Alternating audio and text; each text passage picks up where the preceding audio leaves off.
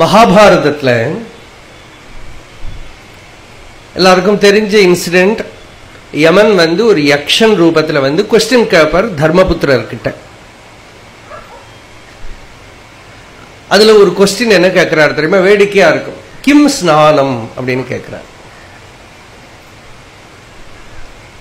புரிஞ்சுதா? குளிக்கிறதுனா என்னன்னு கேட்கிறார். சில பேர்த்த கேட்கணும், சில பேர்ட்ட கேட்கணும். அது குளிக்கிறதுனா என்ன? ஸ்நானம் பஞ்சவிதம் புரோக்தம் ஸ்பர்ஷனம் தர்சனம் ஜெய்வ புனஸ்நாதஸ்ய தர்சனம். என்ன சொல்லுவா தெரியுமா? தண்ணியை தொடர்றது ஒரு ஸ்நானமா? இங்கேந்தே கங்கையை பார்த்தாலே குளிச்சா மாதிரி இருக்கு. அது கூட வேண்டாம், குளிச்சுட்டு வந்தவனை பார்த்தா போருமா அவனுக்கு.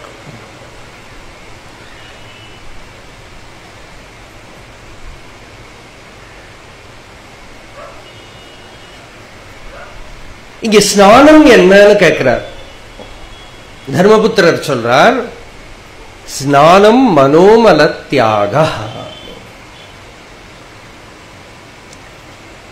சித்தத்தில் இருக்கிற மலத்தை, அழுக்கை, அசுத்திய தியாகம் பண்றது ஸ்நானம். அந்த ஸ்நானம் ரொம்ப கஷ்டம் இல்லையா? வெளி ஸ்நானம் ஈஸியா பண்ணி விடலாம். ஏகநாத் மகாராஜோட ஒரு கதை சொல்லுவா. அந்த ஊர்லயே அவரை கோபப்படுத்துறது, அவருக்கு கஷ்டம் கொடுக்கறதுன்னு கொஞ்சம் பேர் இருந்துட்டே இருந்திருக்கான். பைட்டன், மகாராஷ்டிரா. அது சில பேருக்கு என்டர்டைன்மெண்டே என்னன்னா யாரையாவது அனுப்பி அவருக்கு கஷ்டம் கொடுக்கிறது. பெரிய மகாபுருஷர். அவரோட பாகவதம் ஏகாதச ஸ்கந்தம் கமெண்ட்ரி பார்த்தா ஜீவன் முக்தர். கிரகஸ்தர் தான், பரமசாந்தர். கோதாவரியிலேருந்து குளிச்சு வரத்த ஒருத்தனை ஏற்பாடு பண்ணி, நீ அவரை எப்படியாவது கோபப்படுத்தினேன்னா உனக்கு நிறைய பணம் கொடுக்குறோம். அவனுக்கு தாரித்யம், அதனால அவனுக்கு ஏதோ பணத்துக்கு தேவை, அதுக்கு இதுவா வேண்டி அவனை தூண்டி விட்டான், இன்ஸ்டிகேட் பண்ணி விட்டான்.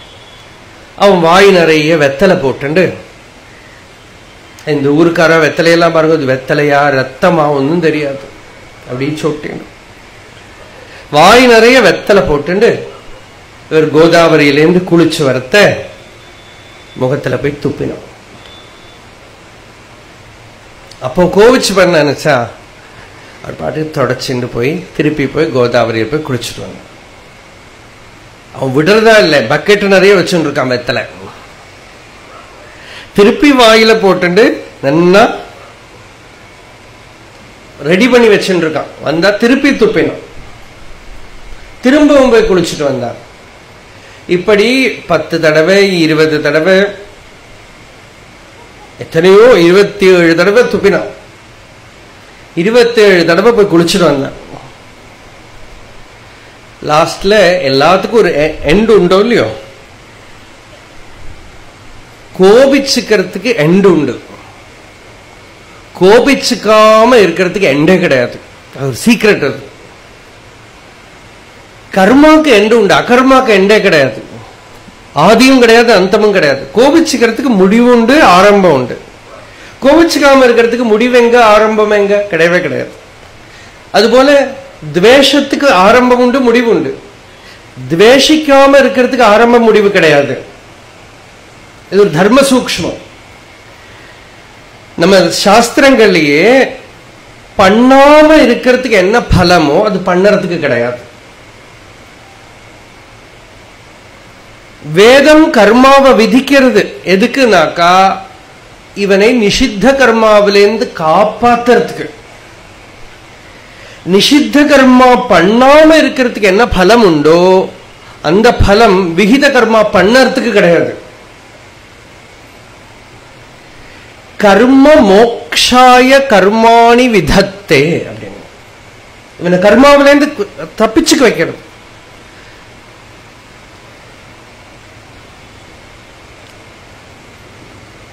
அதுபோல இவன் கோவிச்சுண்டு துவேஷப்பட்டு துப்பிண்டே இருக்கார். இவர் போய் குளிச்சுட்டு வந்துட்டே இருக்கார். லாஸ்ட்ல இவனுக்கு எப்போ அந்த கோபம் அடங்கிடுது, துவேஷம் அடங்கிடுது. எத்தனைதான் வெத்தலை போட்டுக்கிறது? அது முடிஞ்சு போயிடுது. அவன் காலில் விழுந்து நமஸ்காரம் பண்ணி, சுவாமி என்னோட தலையில எடுத்து நான் இப்படி ஒரு மகா பாபம் பண்ணினேன், இவ்வளவு பிரசாந்த மூர்த்தியா இருக்கேன் நீங்க, எனக்கு தெரியாம இந்த தப்பு பண்ணிவிட்டேன், பணத்துக்காக பண்ணினேன். அது கேட்டா நானே கொடுத்துருப்பேனேப்பாங்க. இதுக்காக நீ இது பண்ணணுமா? ஆனா உங்களுக்கு ஏன் கோபமே வர மாட்டேங்கிறது? அவர் சொன்னாராம், எனக்கு நீ துப்பின பாத்தியா, இது நான் கோதாவரியில் போய் குளிச்சா போயிடும். ஆனா நான் கோவிச்சுட்டேன்னா எனக்குள்ள ஒரு துவேஷம் விருத்தி அழுக்குப்படுறதே, அது கோதாவரியிலயோ கங்கையிலயோ குளிச்சா போகாது. இந்த பாஹ்யமான அழுக்க ஜலத்தினால கிளீன் பண்ணி விடலாம். ஆந்தரிகமான அழுக்க எந்த ஜலத்தினால கிளீன் பண்றது? அப்படி கிளீன் பண்றதுக்கு பேரு தான் ஸ்நானம். ஸ்நானம் மனோமல தியாகம். ரொம்ப அழகா இருக்கும் யக்ஷ பிரஷ்னம். கிம் தபஹா, அப்படி தபஸ் என்னன்னு கேட்கிறார் யக்ஷன். தர்மபுத்திர சொல்றார், தபஸ்வதர்மவர்த்தித்வம். ஸ்வதர்மத்தை பண்றது தபஸ். இப்படி நிறைய அற்புதமான ஆன்சர்ஸ் வரும்.